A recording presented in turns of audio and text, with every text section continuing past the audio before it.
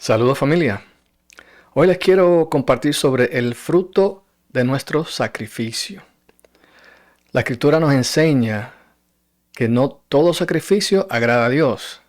Lo que Él mira es la actitud del corazón y el fruto que producimos conforme a su voluntad. Pero antes de hablar sobre este tema, sé que algunos pensarán que la Biblia también dice que misericordia quiero y no sacrificio. ¿Será esto una contradicción? Bueno, vamos a aclarar esto primero. No es una contradicción, es una corrección de enfoque. La Biblia no elimina el sacrificio, redefine su propósito.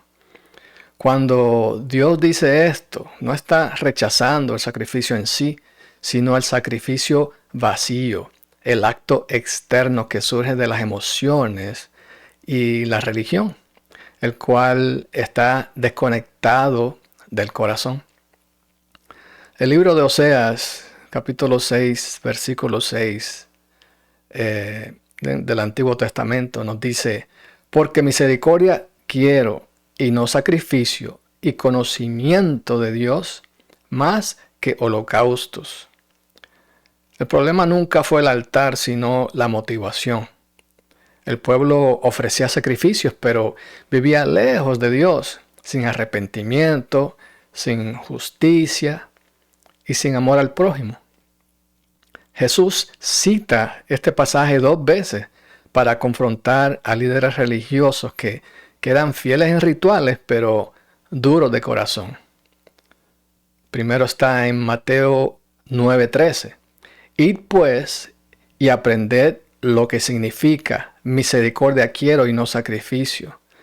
Luego en Mateo 12:7 dice: si supierais qué significa misericordia quiero y no sacrificio, no condenaríais a los inocentes. Jesús no anuló el sacrificio, expuso su hipocresía.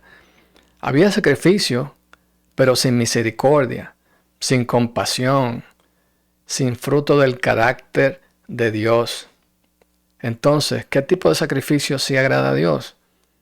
Bueno, la Escritura es clara en esto. Dice que el sacrificio que nace de un corazón rendido, eso es lo que Él busca. Vamos a ver Salmos 51:17, que dice: los sacrificios de Dios son el espíritu quebrantado. Al corazón contrito y humillado no despreciarás tú, oh Dios. Romanos 12:1 dice: presentad vuestros cuerpos en sacrificio vivo, santo, agradable a Dios. Hebreos 13:15 dice: por lo tanto, por medio de Jesús, ofrezcamos un sacrificio continuo de alabanza a Dios, mediante el cual proclamamos nuestra lealtad a su nombre. Dios no busca matar algo en el altar, sino transformar a alguien. ¿Cómo reconciliamos ambos conceptos? Bueno, el sacrificio sin misericordia es religión. La misericordia sin obediencia es sentimentalismo. Y el sacrificio con misericordia es adoración verdadera. La misericordia no reemplaza el sacrificio, le da valor, le da dirección y le da fruto. Dios no está en contra del sacrificio, está en contra de sacrificios que no producen vida, ni justicia, ni amor. El sacrificio que agrada a Dios nace de la obediencia, se expresa en misericordia, produce fruto que permanece. Ahí no hay contradicción, hay madurez espiritual. Vemos la diferencia entre el sacrificio de Caín y la actitud de Caín. Caín presentó un sacrificio sin fruto. Él presentó una ofrenda, pero sin obediencia ni rectitud. Lo hizo solo por obligación y no dio lo mejor. Dio las sobras. Dio una limosna. También estaba celoso de su hermano Abel. Dios no rechazó el acto por falta de compromiso, sino por la condición del corazón. Dios le dice a Caín en Génesis 4:7, si bien hicieres, no serás enaltecido, y si no hicieres bien, el pecado está a la puerta. El compromiso es importante, pero el fruto es más importante. Dios, en amor, advierte a Caín. También tenemos a Absalón, el hijo del rey David, que fue una imagen sin fruto. Absalón tenía la apariencia del hijo del rey, pero su fruto fue división y tropiezo. Segunda de Samuel 15, de 2 al 6 nos dice, y no le voy a leer todos estos versículos, pero parte de ello que dice, Absalón se levantaba de mañana y se ponía junto al camino de la puerta y robaba el corazón de los de Israel. Podemos tener la imagen del Padre, pero si sembramos chisme, cizaña y tropiezo, nuestro fruto no glorifica a Dios, sino que nos convertimos en piedra de tropiezo y tendremos un final triste. Quizás personas reconocerán que somos cristianos por la forma en que vestimos o hablamos, pero ¿cómo hablamos de nuestros líderes? ¿O cómo hablamos de la iglesia en general? ¿Estamos atrayendo a las personas a buscar de Dios o a espantarlos? ¿Estamos siendo un puente o una piedra de tropiezo? También vemos que la obediencia de Abraham dio fruto. Abraham entendió que la promesa no se negocia. Ismael, que fue el primer hijo que lo tuvo por la esclava, por la sirvienta, no fue la voluntad de Dios. Por eso el Señor le pidió a Isaac, el hijo de la promesa. Vemos esto en Génesis 22:2, donde Dios le dice, toma ahora tu hijo, tu único Isaac, a quien amas, y ofrécelo. Dios no reconoció a Ismael como la promesa, reconoció la obediencia que produce fruto. A veces el desvío parece prosperidad. A veces el enemigo prospera al desviado para evitar la corrección. Proverbios 14:12 dice que hay camino que parece derecho al hombre, pero su fin es camino de muerte. La prosperidad fuera de la voluntad de Dios no es aprobación, es distracción. ¿Qué pasa cuando hay fidelidad sin fruto? No siempre los más fieles en un ministerio de la iglesia dan fruto para el reino de Dios, ¿sabían? Esas personas siempre llegan a tiempo a las reuniones, a eventos, pero allí están. La fidelidad externa, ya sea la asistencia, la disciplina, los rituales o sacrificios, no garantiza transformación ni vida espiritual. Dios no mide solo la constancia, Él evalúa el fruto que permanece. Los fariseos y líderes religiosos del tiempo de Jesús eran extremadamente fieles. Eran fieles en sus prácticas religiosas, conocían la ley, leían la palabra en las sinagogas, ayunaban, diezmaban y cuidaban cada detalle externo de la religión. Sin embargo, su vida no reflejaba lo que estaban enseñando. Había forma, pero no sustancia. Había apariencia, pero no fruto. Jesús confrontó esta incoherencia con claridad cuando dijo al pueblo en Mateo 23, del 2 al 3. En la cátedra de Moisés se sientan los escribas y los fariseos. Así que todo lo que os digan que guardéis, guardadlo y hacedlo. Mas no hagáis conforme a sus obras, porque dicen y no hacen. Aquí Jesús reconoce que la enseñanza podía ser correcta, pero la vida del mensajero estaba desconectada del mensaje. Eso produce un cristianismo sin poder, un cristianismo que no tiene poder. un liderazgo sin impacto y una fe que no transforma a otros. Porque que sacamos, por un lado damos un testimonio de lo bueno que es Dios, lo fiel que es Dios, lo que hemos hecho, pero por otro lado empezamos a maldecir, a hablar mal de los demás. Es como Pablo decía, no puede salir bendición y maldición de la misma boca. Y muchos de nosotros tristemente estamos haciendo eso.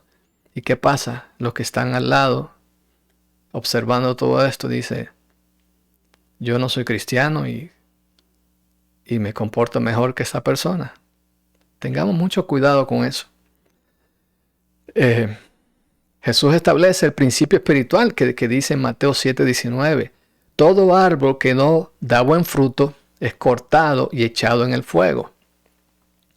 El reino de Dios no se edifica con títulos, ni con posiciones, ni reputación ministerial, sino con vidas transformadas que producen fruto visible. El amor, justicia, verdad, humildad y la obediencia. La fidelidad que no produce fruto termina siendo solo religión. Y la religión sin fruto no permanece. Dios no busca solo siervos ocupados, personas que se pasan día y noche ocupados haciendo, sino esos árboles vivos que dan fruto que glorifique su nombre y bendiga a otros. Dios nos separó para dar fruto. En el reino de Dios, la separación no es castigo, es preparación. Muchas veces para poder dar buen fruto, Dios nos llama a salir de lugares, de relaciones y ambientes que, aunque son lugares familiares o cómodos, están atados a altares, a costumbres y potestades que limitan nuestro llamado. Dios fue claro con Abraham desde el principio. Vemos en Génesis 12:1 que le dijo, vete de tu tierra y de tu parentela y de la casa de tu padre a la tierra que te mostraré. Abraham no solo dejó un lugar geográfico, dejó un sistema espiritual pagano, una cultura y una historia que podían contaminar el propósito que Dios quería establecer a través de él. No habría nación, ni promesa, ni fruto si Abraham se hubiera quedado en el mismo ambiente. Ya como cristianos no nos sentimos cómodos en el espíritu escuchando cierta música, por ejemplo, que escuchábamos antes. O si la escuchamos otra vez después de muchos años, nos sorprendemos. Yo por lo menos, wow, a mí me gustaba esa canción, pero esa letra da vergüenza, esa letra, muchacho. Ya nos sentimos incómodos con ciertas amistades o forma de hablar, no por religión, sino porque el Espíritu Santo ya nos cambió y nos hace sentir incómodos cuando somos sensibles al Espíritu Santo, ¿no? Entonces, las cosas que a Dios no le gusta, el Espíritu Santo nos va a dejar saber. La comodidad no produce crecimiento tampoco. Es atractiva. ¿Quién no le gusta estar cómodo? Muchas veces la comodidad parece segura, pero no produce madurez espiritual. Dios en su amor a veces nos saca de lugares donde el ambiente nos estanca, nos influye negativamente, nos mantiene atados emocional o espiritualmente. Por eso el apóstol Pablo nos dice en Romanos 12:2. No os conforméis a este siglo, a este mundo, sino transformaos por medio de la renovación de vuestro entendimiento.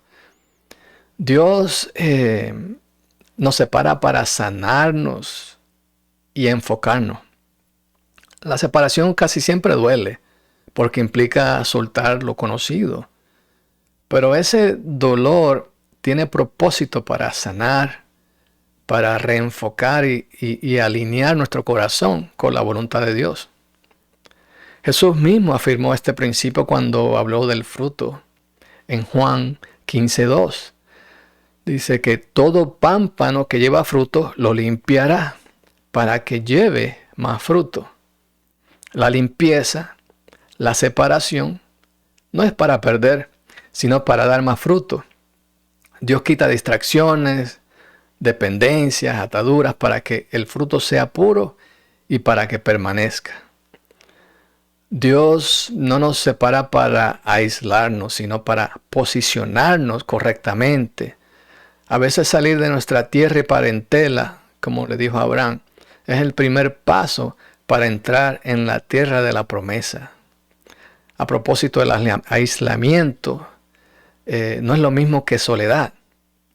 Los monjes buscaban el aislamiento, personas antisociales buscan lo mismo. El que busca la soledad, en inglés le dicen solitude, lo hace para tener un tiempo a solas con Dios, como lo hizo Jesús cuando fue al desierto, cuando iba temprano en la mañana a orar al Padre. Yo lo he hecho cuando busco dirección y claridad sobre una decisión bien importante, como transición en ministerio o trabajo, o mudarme de un lugar, cuando lo hice de Washington para Arizona, etcétera, etcétera. No nos podemos dejar llevar por las emociones, o por la conveniencia o la comodidad, porque también el enemigo puede abrir puertas que no es la voluntad de Dios. Por eso tenemos que buscar esa guianza del Espíritu Santo. Aunque me trajo tristeza separarme de mi familia cuando me mudé de Nueva Jersey al estado de Washington, ese cambio me posicionó en un lugar en donde me trajo en otro ambiente, donde el Espíritu Santo pudo trabajar con mi corazón. Y en ese momento le di mi vida a Cristo. Cambió por completo mi camino, a donde iba. Me ayudó a tomar mejores decisiones, a mantener un matrimonio saludable, etcétera, etcétera. El dicho de dime con quién andas y te diré quién eres, tiene mucha verdad.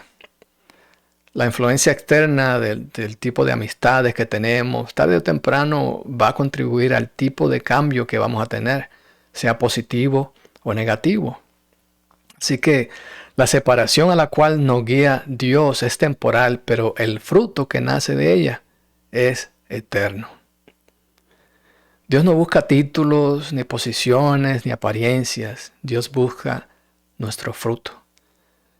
Que nuestro sacrificio nazca de la obediencia y produzca vida conforme al plan de Dios. Amén. Dios te bendiga y hasta la próxima.